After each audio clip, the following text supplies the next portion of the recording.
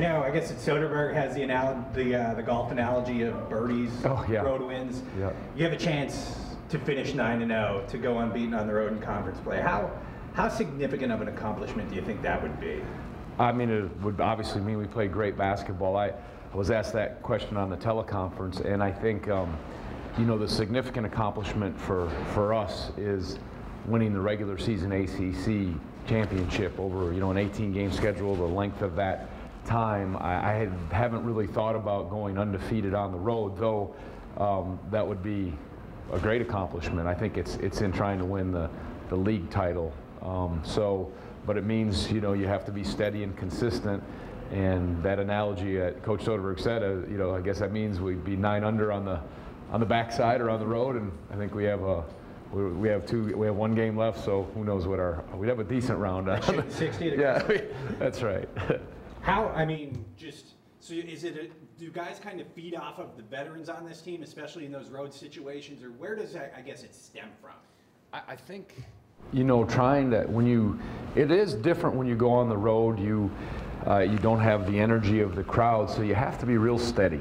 And I think composure and poise with, you know, sound defense, good shots, and then making big plays. I think that's happened for us this year. We've been pretty steady on the defensive end, and guys have made some big shots at the right time and just haven't lost our way, which can sometimes happen at home or on the road when you get in certain settings, or even there have been a few situations where we've been behind and we just kept plugging along, and, you know, Florida State comes to mind, and I'm sure there's some other ones, but that tests your mettle, and I think that experience of your veteran players and then all the guys on the floor is helpful, and being in different situations in the non-conference preseason helped as well.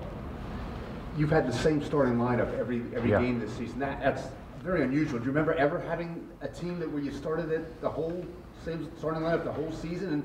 And has that made this an easy team to coach? I think this team has been an easy team to coach, not because we've had the same starting lineup, but because they're the right kind of guys and they've just bought in and they're playing at a high level, and there is some continuity and consistency. You know, you have to be healthy to have that. That's one significant thing, and we've been fortunate that way. I think some of my good teams have been pretty consistent when we've had a pretty steady starting lineup and rotation. Doesn't mean guys can't come into it, but that has been a nice thing to have. I think guys are pretty clear on, you know, when they're going to go in, their roles, understanding their time and their position, their place, and there's always foul trouble in certain matchups that you look at that can adjust, but the team obviously has been successful, but they've just been wanting to do whatever's best for the team, and I think that continuity or steadiness of, you know, our rotation and our starting lineup has been important.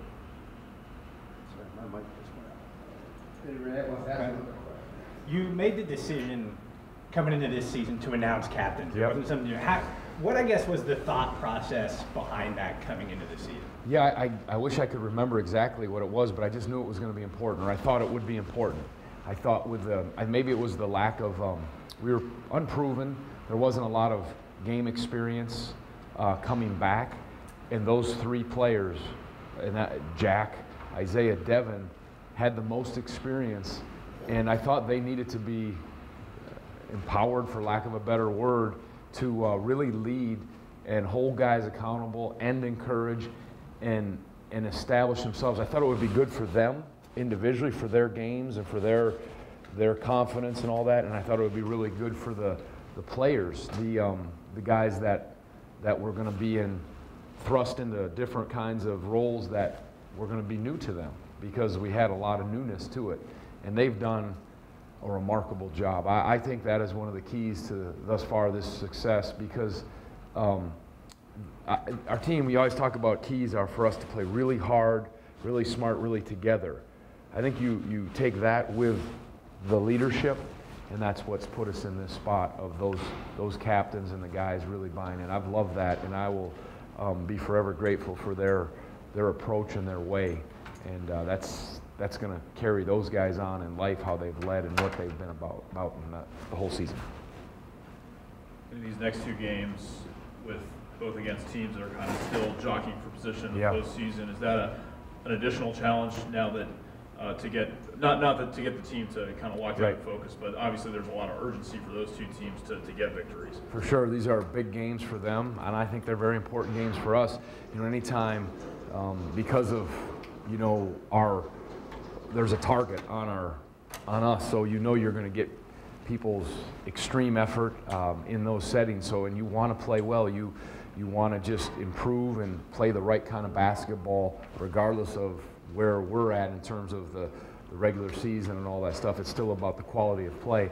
And yes, going against those teams regardless, but you add to the equation that they're fighting for positioning and seeding and all those kinds of things for the ACC tournament, NCAA tournament, and they're both very good teams. And I'm not sure, Louisville played us tough here. You're going to that environment. They're really playing at a high level. And then Notre Dame, I'm not sure of their status, but they're starting to pick it up and they're getting healthier.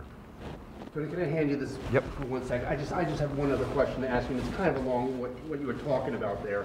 But Louisville shot 50% against you that first game, and they have a lot to play for. What do you anticipate on Thursday? They're long, they're athletic, they're creative with their offense, and they were with us. There's not much separation in this league between teams, and it's just that night who plays the most efficient and the best, and they're certainly capable.